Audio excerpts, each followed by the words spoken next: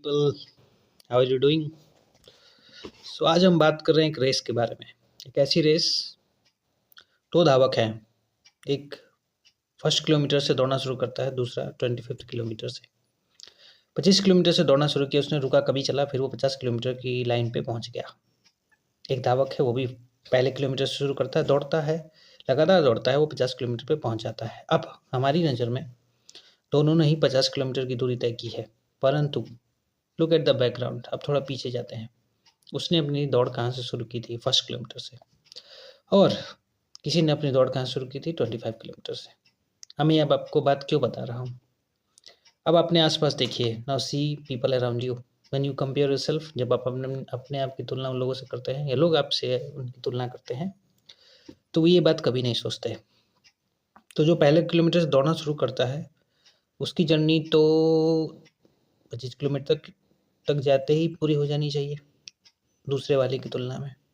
यानी कि पहले वाले ने बहुत ही कम संघर्ष किया, 25 किलोमीटर से 50 पहुंच गया, क्योंकि उसके पास 25 किलोमीटर की लग्जरी है।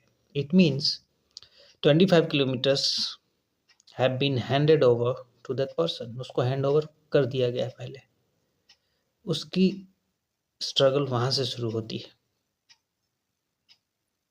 जो आपका डेस्टिनेशन हो सकता है। और आपका संघर्ष शुरू से शुरू स्क्रैच शुरू होता है, जिसको बोलते हैं from the scratch. Do not you do not need to compare yourself. People, if people are comparing, अगर लोग कंपेयर कर रहे हैं, let's them do that. Who cares? Look, nobody cares. Have you seen a dead body? क्या आपने कभी dead body देखी है? It is lifeless. Either it is cremated, या तो दफनाया जाता है, और it is burned on the fire, या उसे फायर पे, चिता पे जलाया जाता है। Everything ends with that. सारी चीज़ें उसके साथ ही खत्म हो जाती है। If you have seen people dying in your life, you realise that nothing matters. If you think this is a great idea, you have to do it, do it. If you reach 25 kilometers, even then you are successful. It doesn't matter that whether you get something or you didn't get something in your life, if you have tried. Only thing is important are efforts. If your efforts are true, honest, you're truthful, it doesn't matter. And I think that if your efforts are true, one day you're going to get it. If you're not getting it, it means something good is coming for you.